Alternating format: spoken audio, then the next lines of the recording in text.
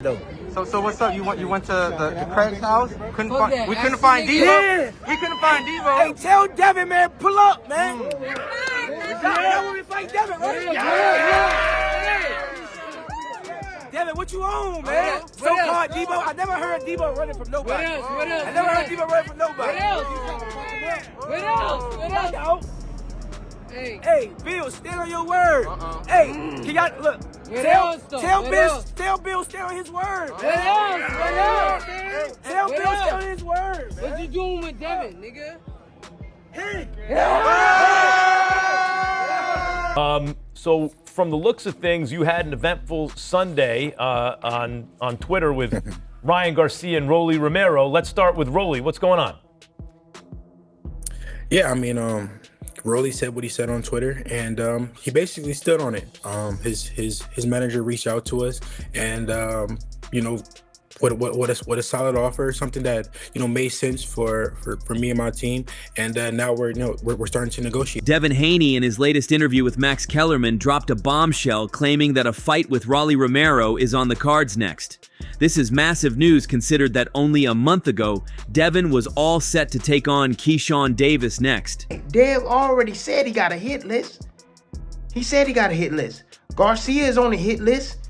Keyshawn, he said, is on the hit list. Everybody on the hit list. But after his fight with Norman Jr., and think about this, this dude Dev, man. Tim Bradley made his frustration known that Devin is not going to fight any of the fighters he called out earlier.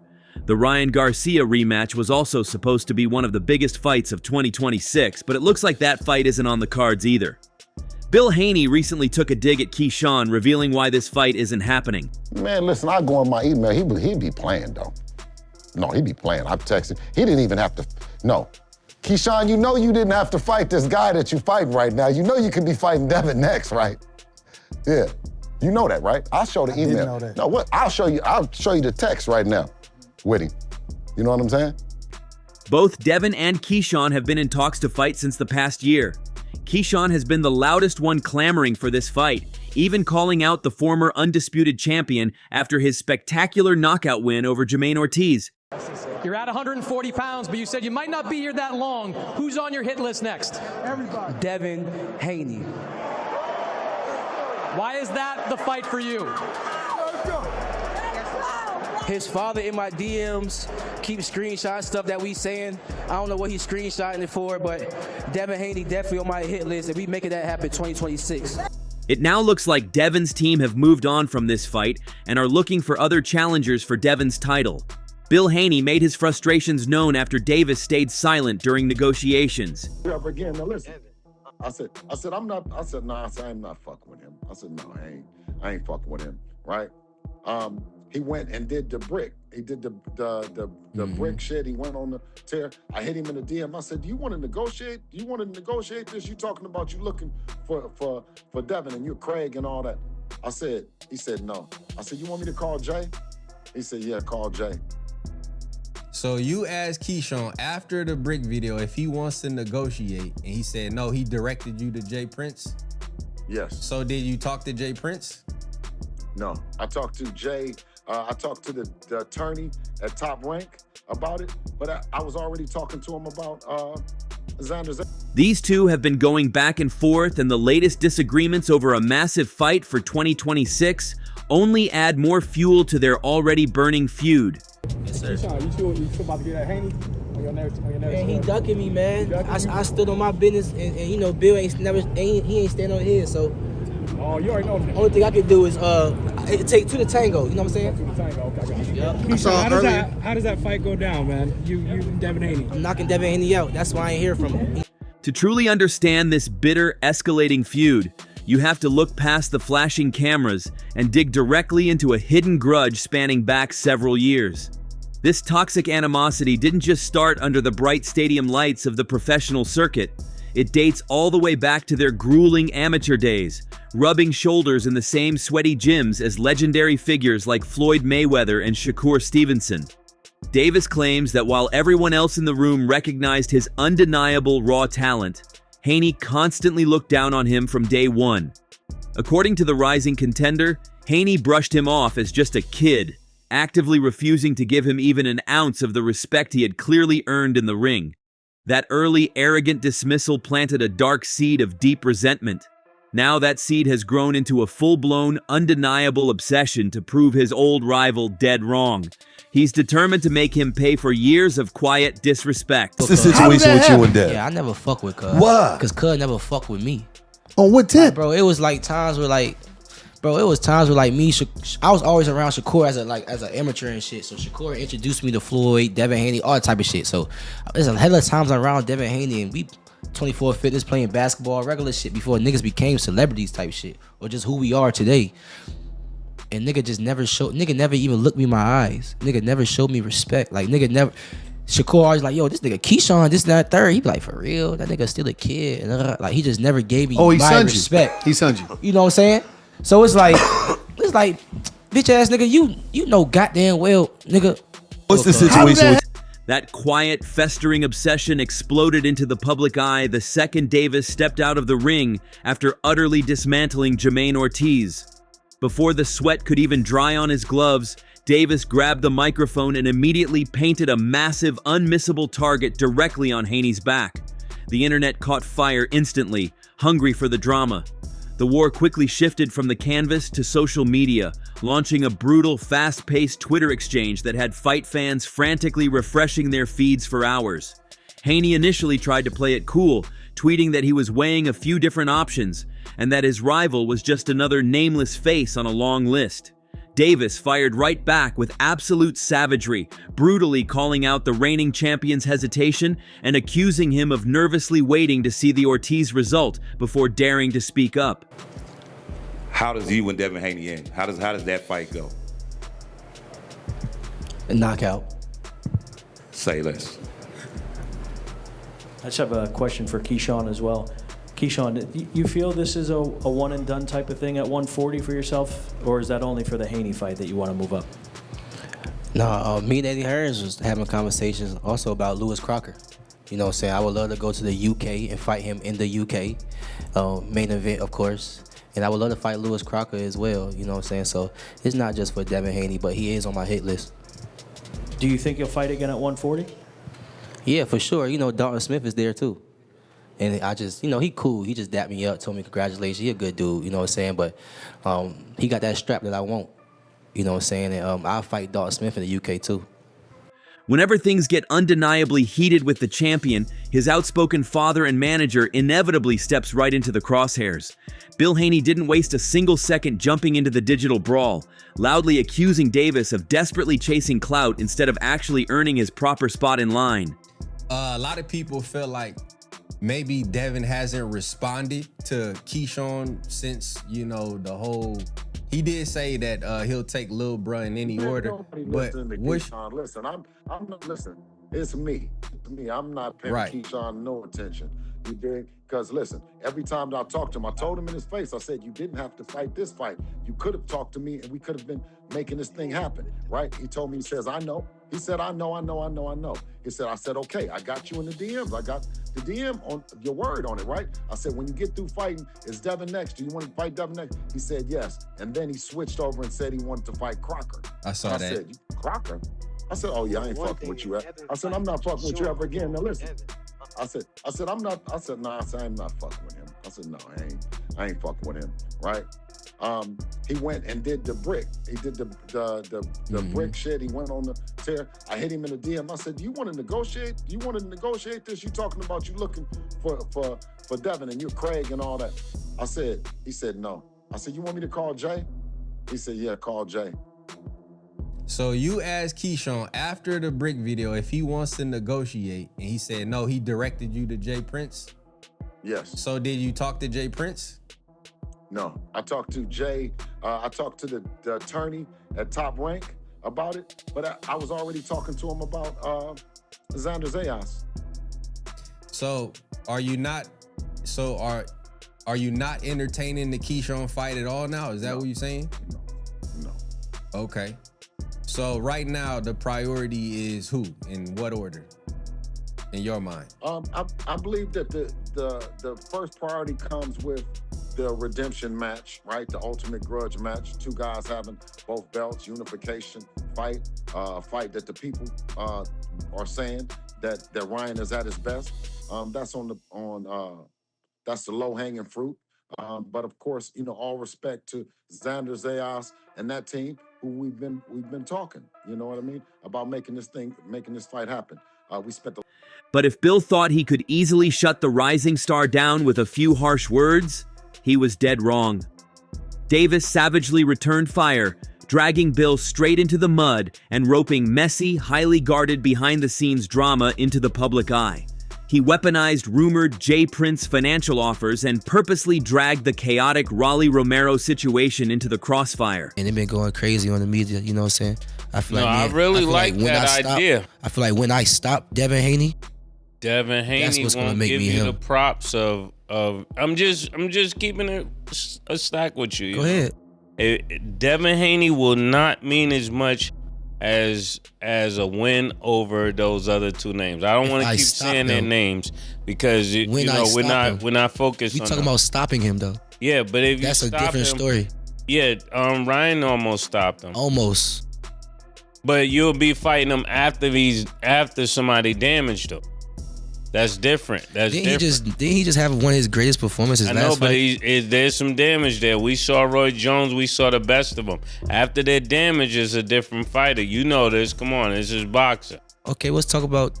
Now, let's we're talk talking about the other dude, two. then. The two. Okay, let's talk about the other dude. You right? Yes. Let's talk about the other dude because you know I'm Okay. not fighting Shakur. Let's talk about the other dude. All right. He don't want to fight me, bro. Bro is about tall as that damn desk right there. All right, talk to the camera because he's gonna be watching this. What would you say to him? Bro, you alright. I was cool with you till you like said like a mental health joke about me. So I don't really respect you for real. But you could fight, bro. You could fight, but you know since I was 16 and you was like 20 something when we sparred, you already knew what type of time I was on.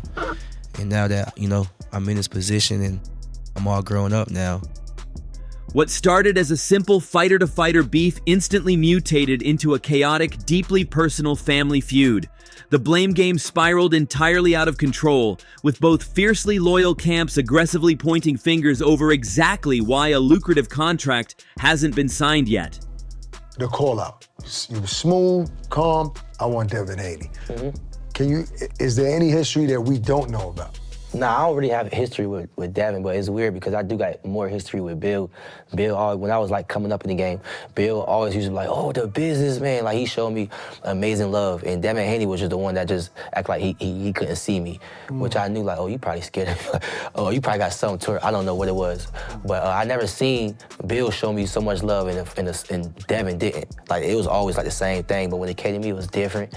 But now that is weird because now it's like, damn. Like, I'm gonna be totally honest. Like, one time on Twitter, like back in, this is like a little personal, but like, he called me to B-word one time on Twitter. And I'm like, you grown as hell? Why you even coming at a kid like that? But I'm like, all right, but I respect you differently now, you know? And ever since then, I just looked at them differently, like, okay, bet. When I get myself in a real opportunity, I'm gunning for y'all. Super gunning for y'all. And when I see him at the weigh-ins, I don't remember back then. I just remember him saying that. Right. But I seen him at the weigh-ins for MSG. Right. I seen Bill. I walked up to Bill because we was DMing each other. Right. I walked up to Bill. I said what I said, and he told me to stand on it. And I said, after I knock Jermaine out, we gonna fight, right? Yeah. I said that purposely because I'm the same person that was telling J. Prince, after I knock Jermaine out, they not gonna wanna fight me. They gonna be like, nah. So I said that purposely to him. After I knocked Jermaine out, you gonna fight me, right? He said Devin. I said no, he to said it to Bill. Okay. He said, yeah, be a man of your word and stand on it. Yeah, he did say that. Why I ain't get no call out? Why I ain't get we ain't reaching out? And I know what's going on in real time too. They really don't wanna fight me, bro. Which I understand. If I was in another man's position, you see. While the bitter camps trade vicious, personal insults online, legendary boxing minds are stepping in with a verdict that completely changes the entire narrative of this feud. Hall of Famer Tim Bradley recently dropped a massive, unexpected bombshell, publicly stating that Davis possesses the natural, God-given skills, raw explosive power, and elite ring cutting ability to completely dismantle the reigning champion. The style can look smooth in spots, choppy in others. You know, and I noticed that, again, everything he does, every punch he throws, you know, he's trying to create some sort of interference, period. Just trying to just create some sort of disruption, you know.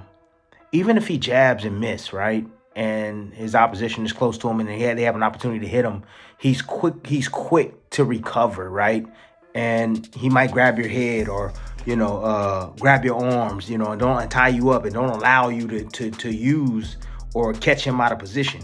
You know, Keyshawn, you know, inside, if you slow down the tape, just do me a favor, watch one of his fights and slow it down, man. You'll be amazed at what you see. It's the small little subtle things that many people don't see that's attached to his game that makes him so damn dangerous. And, you know, yesterday I was talking about balance and getting a guy off balance. Keyshawn, he gets his fighters off balance, but just in a different way, you know, more with physical controls, you know, on the inside, you know, roughing guys up, or, you know, maybe even putting his hand in their face and pushing up on their neck, or, you know, bending down, you know, getting his arm around and you know, getting an underhook under their neck and basically in a headlock, you know, anything to disrupt any signal or anything that they... Bradley's technical breakdown violently shook up the boxing community, instantly stripping away the champion's carefully curated aura of invincibility. Davis echoed this exact terrifying sentiment, boldly claiming a physical showdown between them would be super easy. He firmly believes his lifelong rival lacks any real fight-ending knockout power and suffers from a fundamentally weak defense. It's a massive, arrogant claim to make, but having a respected Hall of Famer actually back it up gives the threat a dangerous, undeniable level of credibility. You know what I'm saying? He gonna box you. And that one fight with Ryan, he learned that it's not doing him any favor to sit there and try to trade with a guy. So he gonna box you until he find his openings. And either way, it's a great fight. Either way, it's great experience for both fighters. It's a great fight. Devin is the more experienced pro, you know what I'm saying? And that's where his advantage lies. But Keyshawn is the meaner guy. He's meaner. He want to go to that body. You know what I mean? He want to press you. You know what I'm saying? So this gonna be a good one. Yeah. Who would you favor in that fight? That's gonna be tough, man. It's gonna be tough because we've seen Keyshawn go to rounds, but not at a Devin Haney pace. You know what I mean? I think it's a slight edge towards Devin Haney, but it's like a 55-45 type of situation. Because one thing about Keyshawn is he understands the elite level. He understands the elite level because he's been elite since he was a kid. So he understands it and he knows what he got to do. The problem is we just haven't seen him do it on that stage. You know what I mean? With a Devin Haney. So I say slight edge to Devin Haney. Slight. Just because of that 12-round experience? Yeah, man, that means something. A lot of people, you know, they try to never mind that when it comes to power and things like that. But no, you can't take that. That's like a lawyer being, you know, a lawyer for 20 years and then here come a new guy just because he won a couple cases, you know, everybody hype about him. Like, nah, I'm gonna go with the old lawyer. Because you know why? He got a relationship with the judges. Read him. Just as the media hype reached an absolute fever pitch, a massive structural roadblock slammed the brakes on the entire operation. The World Boxing Organization officially shut the highly anticipated mega fight down, and the exact reason why is leaving diehard fans completely stunned. Despite all the aggressive, loud trash talk and the very public televised move to the 147-pound welterweight division, Davis hasn't actually filed the mandatory official paperwork to be ranked in that weight class.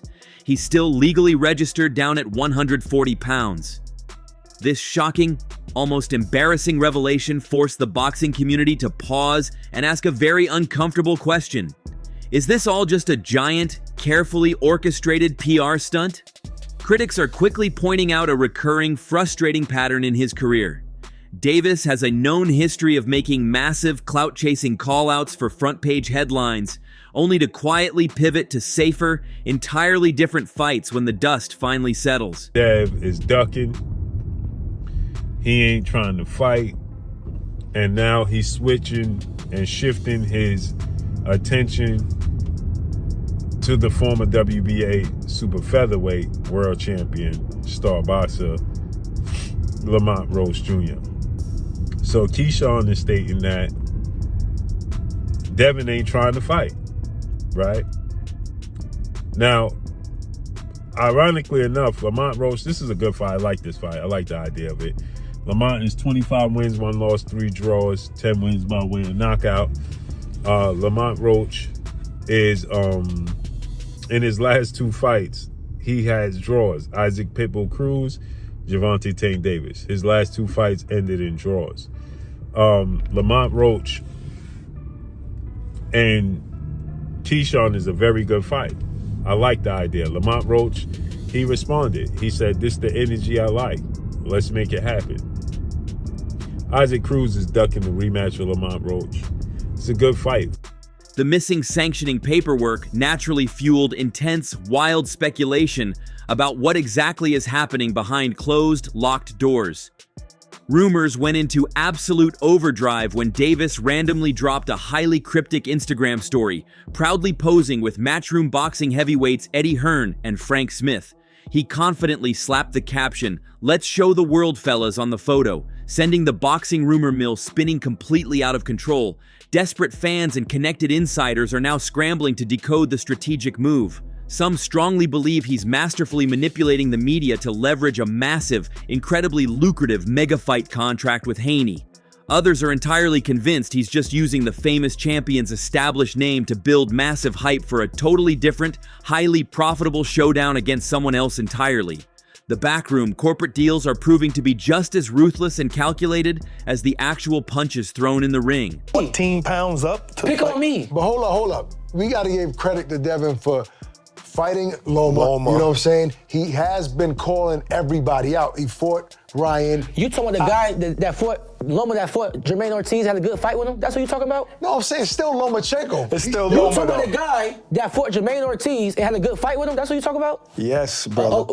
Round by round? Actually, in the beginning of the fight, he was losing? That's what you talking would about? you admit Okay, this? cool. He fought Loma. Hold on. But I'm crazy out here saying I'm really better than these guys, No, though. I'm not saying you're not, but listen. Can not you trying to admit hear that that, bro. Loma was one of the best fighters in the world? In the moment, Two yes. Olympic gold medals. There you go, So he bro. still was. But he ain't better than me, though. That's what's going on in your head. I get what you're He's saying. not me, gang. I'm talking about when he fought him. You weren't around. You weren't in that. I was around. Nah. No, but you weren't in a position We to can't fight say at that Devin point. ducking. We can't say Devin ducking. Okay, y'all can't say No, it. because he's already has a track record of fighting those fights. That's it. He's fighting Ryan, Bro, them niggas, Loma. let me break something down to you. And all respect to you, Devin, because y'all are great businessmen over there. But bro, they know exactly what they're doing. The reason why they trying to go up and get another champion at 54, right? You better choose Xander. You better choose Xander. Like, they know how to pick them, gang. Think about me. Let's talk about my track history. I didn't have to fight Limos. Tyring had a whole nother opponent on the table. I fought Limos. I chose Limos. I didn't have to fight De Los Santos. I chose De Los Santos. These guys out here really choosing fighters that they really know they can beat.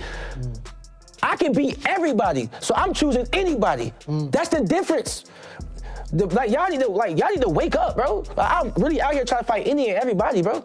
No cap. They can't. Nobody beat me. Adding explosive gasoline to an already raging, uncontrollable fire, Gervonta Tank Davis recently stepped up to the microphone and dropped a devastating, highly personal rumor about the champion's private life. Tank openly acknowledged that Haney was an absolute terrifying prodigy at 17, showcasing elite skills that terrified the entire division. But then came the dark, sobering warning. Tank claims that recent late-night partying, heavy drinking, and undisciplined, reckless lifestyle choices have seriously slowed the young champion down, entirely blunting the razor-sharp focus that secured him those world belts in the first place. This brings us to a massive, looming question that nobody can quite answer yet. Is the reigning champion actually slipping into a dangerous, career-ending decline, making him the absolute perfect target for a hungry, vengeful contender? Or is Keyshawn Davis simply playing a masterclass, manipulative PR game, using a famous, established rival to build his own financial empire without ever actually intending to step into the ring? The real truth is hiding somewhere deep in the chaos, and the whole world is just waiting to see who blinks first. But what do you think? Will we ever see Keyshawn Davis versus Devin Haney anytime soon? Is Davis too inexperienced to challenge Devin? Let me know in the comments. That's all from today's video. If you enjoyed it, remember to leave a like, subscribe, and ring that bell icon so you never miss our upcoming videos. And don't forget to share your thoughts in the comments section. Stay tuned, and we will catch you in the next video.